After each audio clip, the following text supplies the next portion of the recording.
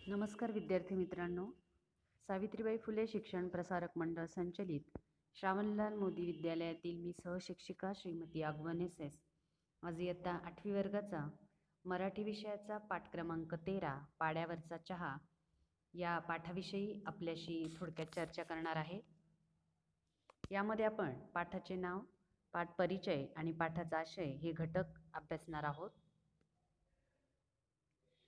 पाठ आहे आपला पाड्यावरचा चहा. लेखिका आहेत गोदावरी परुळेकर. जन्म 1908 मध्ये झालेला आहे, मृत्यू 1996 मध्ये. सामाजिक कार्यकर्त्या व प्रसिद्ध लेखिका. 1945 ते 1953 या काळात डहाणू उंबरगाव भागात त्यांनी आदिवासींमध्ये जागृतीचं कार्य केलेलं आहे.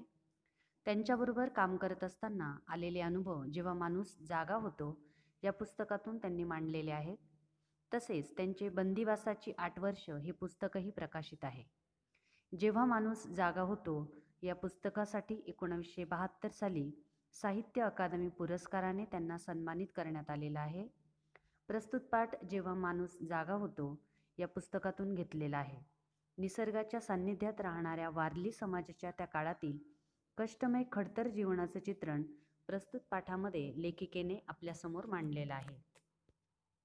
बघा, आता पाठाला सुरुवात करते. 7-8 किंवा 10-15 खोपट्यांचा समूह ज्या ठिकाणी असेल त्याला पाडा असे म्हणतात.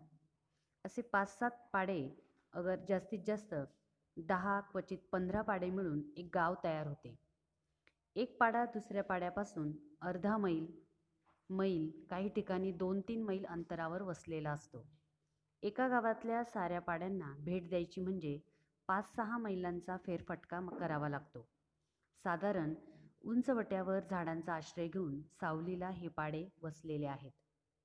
बघा, प्रस्तुत पाठामध्ये गोदावरी परुळेकर या लेखिकेने आदिवासींची संघटना बांधण्याचा प्रयत्न केलेला आहे, जेणेकरून आदिवासींना एकत्र करणे आणि चळवळीचा विचार समजावून सांगणे अत्यंत महत्त्वाचे होते. म्हणून त्या आदिवासींच्या वेगवेगळ्या पाड्यांना भेट देत होत्या. आणि बघा, त्यांनी पाड्यांचा उल्लेख केलेला आहे. 7-8 किंवा 10-15 खोपट्या म्हणजे काय, खेड्यामध्ये असणाऱ्या झोपड्या किंवा कोपी आपण त्याला म्हणू शकतो. अशा 10-15 खोपट्यांचा समूह जिथे असेल त्याला पाडा म्हणतात. आणि 5 ते 7 अगर जास्तीत जास्त 10 क्वचित 15 पाडे मिळून एक गाव तयार होतं. एक पाडा दुसऱ्या पाड्यापासून अर्धा किंवा 1 मैल 2-3 मैल अंतरावर असतो. आणि या सर्व पाड्यांना भेट देण्यासाठी अशाच एका सालकर पाडा या पाड्यावर त्या गेलेल्या आहेत. आणि पुढे काय झालं ते आपण बघूया. अशा एका सालकर पाडा नावाच्या पाड्यावर आम्ही गेलो. तेथे कारव्यांच्या किंवा बांबूच्या काठ्यांच्या भिंती करून शेणामातीने सारवून तयार केलेली खोपटी आमच्यासाठी हजर होती. वारल्यांच्या घरांना लाकूड फार कमी वापरतात. मेडी, चौकटीची लाकडे व इतर 4-6 वासे.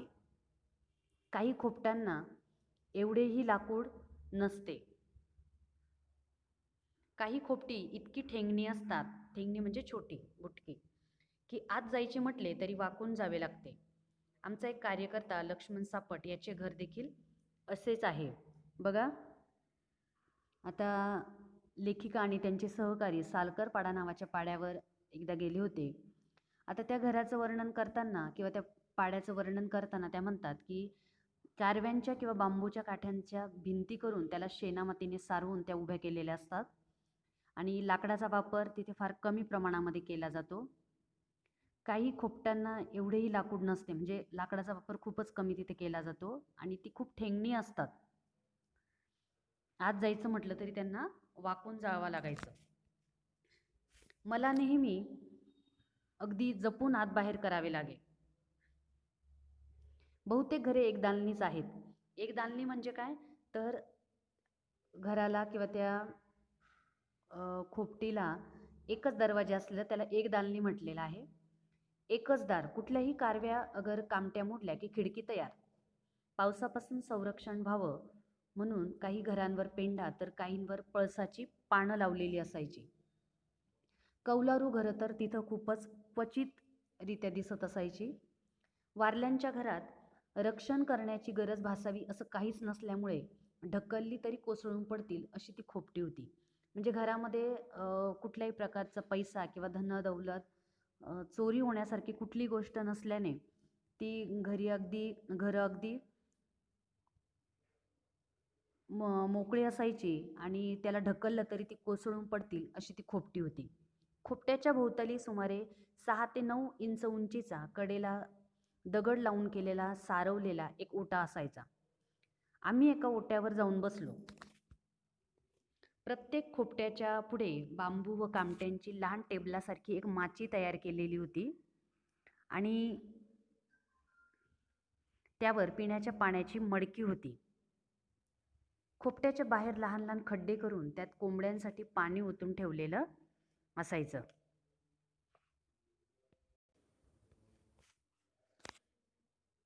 आम्ही काही वेळ बसलो तरी माणसांची चाहूल लागेना. आता लेखिका आणि सहकारी तिथे गेलेले आहेत, त्या वारल्यांच्या भेटीसाठी तिथे गेलेले आहेत, परंतु त्यांना कोणत्याही माणसांची चाहूल तिथं लागलेली नाही. म्हणजे कोणीच त्यांना तिथे दिसत नव्हतं. आम्ही तिथे कशाला गेलो होतो, आम्हाला काय हवे होते ते विचारायला सुद्धा कोणी येईना. पाखरांचा चिवचिवाट आणि कोंबड्यांचा फडफडाट सोडला तर सारा शुकशुकाट होता. म्हणजे तिथं फक्त पक्ष्यांचा आवाज तिथं ऐकायला येत होता. बाकी सगळीकडे शुकशुकाट होता. म्हणजे माणसं कोणीच तिथं दिसत नव्हती. थोड्या वेळाने आम्ही उठून आजूबाजूला फिरू लागलो. एका ठिकाणी केविलवाणी दिसणारी मुले बसलेली होती. त्यांना सांभाळण्यासाठी घरी राहिलेली 1-2 मुले तेथे शेजारी उभी होती. मुलांमुळे व कुत्र्यांच्या भुंकण्यामुळे तेथे मनुष्यवस्तीचा भास होत होता. म्हणजे बघा, लेखिका आणि त्यांचे जे सहकारी तिथे गेले, सालकरपाडा नावाच्या ठिकाणी गेलेले आहेत, पण तिथं त्यांची दखल कोणीच घेतलेली नाही आहे.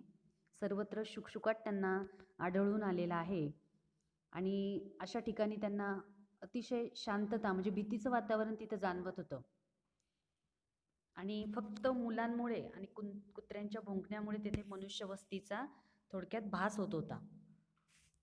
मी काही खोपट्यांमध्ये गेले. तेथे काय दृश्य दिसले. एका बाजूला 3 दगडांची चूल, चुलीत व बाहेर ढीगभर राख, सतत चुलीवर ठेवून राब बसलेले एखादे ॲल्युमिनियमचे पातेलं, 1-2 मडकी, 1-2 तवल्या, एखाद्या मडक्यात तळाशी 4 भाताचे दाणे, शिंक्यावर एक आंबील भरलेले मडके. शिंक म्हणजे काय, तर वस्तू अधांतरी टांगून ठेवण्यासाठी केलेली दोरीची किंवा साखळीची जी बांधणी आहे किंवा योजना आहे त्याला आपण शिंक म्हणू शकतो. त्याच्यानंतर 1-2 तवल्या म्हणजे काय, तर खापराचं खोलगट तव्यासारखं असणारं जे भांडं आहे त्याला तवल्या असं म्हणतात. शिंक्यावर एक आंबील भरलेले मडके, एका तवलीत एखादे हळकुंड,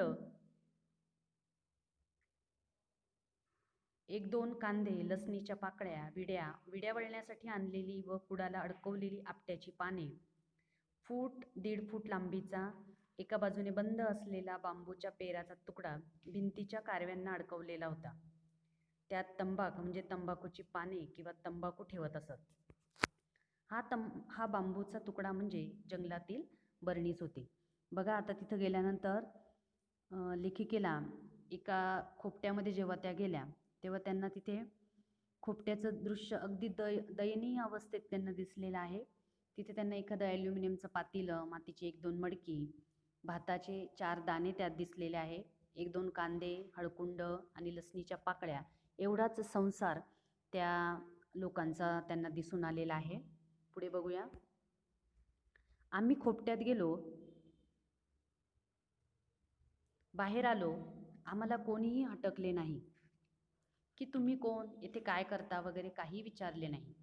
ग्लानी येऊन निपचित पडलेल्या माणसासारखा सारा पाडा निपचित पडलेला होता. त्या खोपट्याची ती कळा, तेथे नांदणारे 18 दारिद्र्य. 18 दारिद्र्य म्हणजे काय, अत्यंत गरिबी. त्यातच भर म्हणून तेथील भयान भकास वातावरण, हे सारे पाहून मी थोडी घाबरलेच. हा भयान निर्मनुष्य पाडा आता आपल्याला गिळून टाकणार की काय असं वाटू लागलं. मन अगदी उदास झालं. एक प्रकारची हुरहुर वाटू लागली. मला वाटले आपण कुठल्या या खाईत येऊन पडलो. पुढे काय होणार, आपल्याला माघार घ्यावी लागणार काय, आपल्याला हे झेपेल काय. म्हणजे बघा, तिथं गेल्यानंतर त्या एका खोपट्यामध्ये गेलेल्या आहे. तिथलं वातावरण अतिशय दयनीय त्यांना दिसलेलं आहे.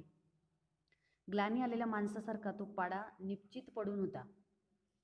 त्यात पराकोटीचं दारिद्र्य होतं, म्हणजे खूप गरिबी त्यांना तिथं जाणवलेली आहे. एकूणच भयान असं भकास वातावरण तिथं त्यांना दिसलं. आणि त्यांना जी चळवळ करायची होती आणि त्यासाठी त्या सर्व वारली समाजातील लोकांना एकत्र करणार होत्या, त्या चळवळीबद्दल त्यांना निराशा वाटावी असं ते वातावरण होतं. आणि मात्र गरिबांविषयीची कळकळसुद्धा त्यांच्या मनामध्ये जाणवलेली आहे. पुढे बघूया. आम्ही सुमारे 3 मैल चालत गेलो. काहीच काम साधले नाही. म्हणजे 3 मैल अंतर त्या चालत गेलेल्या आहे, परंतु त्यांचं जे कार्य होतं ते मात्र साधलेलं नाही. उन्हातानातून परत तेवढीच रपेट करावी लागणार होती. मला चहाची फार सवय होती. पुन्हा संजान स्टेशन गाठीपर्यंत घोटभर चहासुद्धा मिळणे शक्य नव्हते. माझा जीव अगदी रडकुंडीला आला. ध्येयावरील निष्ठा आणि गरीब लोकांबद्दलची तळमळ अविचल असल्यामुळे मी स्वतःला सावरून घेऊ शकले. कोणीतरी वयस्क माणूस केव्हा तरी भेटेलच, तेव्हा पाहू काय करायचे ते, असा विचार करून कॉम्रेड दळवींनी खजुरीच्या झाडाच्या थोड्या खजुऱ्या गोळा करून आणल्या होत्या. त्या चघळत एका ओट्यावर बसले. आता बघा, ते सर्व चित्र बघून लेखिका अतिशय निराश झालेल्या आहे. त्या लोकांच्या गरिबीविषयी त्यांना कळकळ होती आणि त्यांच्या उद्धार करणं त्यांचं हे लेखिकेचं एक पहिलं ध्येय होतं. आणि त्यामुळे त्या अविचल झालेल्या आहेत आणि नक्कीच आपल्याला कुणीतरी आदिवासी भेटतील या आशेनं त्या ताटकळत तिथेच त्यांची वाट बघत राहिलेल्या आहे. आणि त्याचवेळी त्यांची जी सहकारी आहे कॉम्रेड दळवी यांनी खजुरीच्या झाडाच्या थोड्या खजुऱ्या गोळा करून आणलेल्या होत्या आणि त्या चघळत एका ओट्यावर लेखिका आणि त्यांची सहकारी बसलेले आहेत. हळूहळू गुरांच्या आणि बकऱ्यांच्या मागे गेलेल्या मुलांना आम्ही तेथे असल्याची बातमी समजली. बरीच मुले आम्हाला बघण्यासाठी आमच्या भोवती जमा झाली. कोणी हातातल्या काठ्यांवर हनुवट्या ठेवून तर कोणी तशीच उभी राहून नुसती आमच्याकडे टकामका बघू लागली. घरातली मोठी माणसे कोठे आहेत अशी चौकशी त्यांच्याकडे केल्यावर समजलं की गावातली सारी जाणती माणसे एकूण एक जमीन मालकांकडे कामाला गेलेली होती. त्या मुलांपैकी 1-2 समंजस वाटली. त्यांना आम्ही सांगितले, मोठ्या माणसांना जाऊन सांगा की टिटवाळ्याच्या सभेतले लोक आले आहेत. त्यांनी तुम्हाला बोलावले आहे. त्यांना घेऊनच तुम्ही परत या. त्या मुलांनी आपापसात काहीतरी कुजबूज केली व ती मार्गाला लागली. ती आमचा निरोप पोहोचवणार की काय करणार आम्हाला काहीच समजले नाही. बघा, आता हळूहळू बकऱ्यांच्या मागे गेलेली मुलं आता घरी त्या खोपट्यांकडे परतू लागलेली आहेत आणि मोठ्या माणसांना बोलावून आणण्यासाठी त्यातल्या 2-3 जे समजदार मुलं होती त्यांच्याकडे लेखिकेने निरोप दिलेला आहे. मात्र बराच वेळ गेलेला आहे तरी आता पुढे कुणीही घरी किंवा त्या खोपट्याकडे परत आलेला नाही. बघूया पुढे काय झालं. त्यानंतर बाकीच्या मुलांपैकी बरीचशी पांगली व आम्ही त्यांच्या नजरकैदेतून सुटलो. बराच वेळ गेला तरी कोणी येण्याचं चिन्ह दिसेना. म्हणजे एवढा निरोप देऊन देखील त्या खोपट्यांकडे कुणीही समजदार व्यक्ती तिथं परत आलेले नाही. त्या भयान जागेत एक क्षण आम्हाला तासासारखा भासू लागला. म्हणजे आता इथे लेखिका आणि त्यांचे सहकारी यांचा वेळ तर मात्र जाईनाच, परंतु एक क्षण त्यांना तासासारखा वाटू लागलेला आहे. ती मुले जी गेली ती कोठे गेली, कोणाला बोलवून आणणार का, तशीच कुठेतरी निघून जाणार, काहीच समजेना. मध्येच उठावे, पुन्हा बसावे, पुन्हा उठावे असे करत आम्ही तिथेच घुटमळत राहिलो. म्हणजे अगदी वेळ घालवत लेखिका तिथं बसल्या होत्या, पण त्यांचा वेळ मात्र काही जाईना. चहाची तलप जाणवू लागली. दुसरे काहीच करण्यासारखे नसल्यामुळे भूक व तहान तीव्रतेने भासू लागली. मला तर ब्रह्मांड आठवू लागले. बघा, आता तिथं दुसरं काहीच करण्यासारखं नसल्यामुळे भूक आणि तहान तर त्यांना खूप जाणवायला लागली होती आणि लेखिकेला तर ब्रह्मांड आठवायला लागले होते. मनातली कालवाकालव दडपून जणू विशेष काहीच नाही असे चेहरे करून कॉम्रेड दळवी व मी चिकाटीने वारल्यांच्या येण्याची वाट पाहत बसलो. म्हणजे कंटाळा तर खूप आलेला आहे, परंतु जे ध्येय होतं ते साध्य करण्यासाठी लेखिका तिथे थांबलेल्या आहेत आणि अगदी चिकाटीने त्या वारल्यांची येण्याची वाट बघत होत्या. आता बघा, या पाठामध्ये आपण लेखिका गोदावरी परुळेकर यांनी आदिवासी समाजातील जे वारली समाजातील लोक आहेत ते त्यांचं दारिद्र्य आणि त्यांना गैरसोयीने जे जीवन जगावं लागत होतं, दैनंदिन जीवनातील साध्या साध्या गोष्टीसुद्धा त्यांना ज्या सहजपणे मिळत नव्हत्या, म्हणजे पूर्णपणे ते गुलामीचं आयुष्य जगत होते. आणि हेच चित्र त्यांना खरं तर बदलायचं होतं. आणि त्यासाठीच लेखिका त्या सालकर पाडा नावाच्या ठिकाणी गेलेल्या होत्या. आता यापुढे काय घडणार आहे ते आपण लेक्चर क्रमांक 21 मध्ये पाठ क्रमांक 13 पाड्यावरचा चहा यामध्ये अभ्यासणार आहोत. धन्यवाद.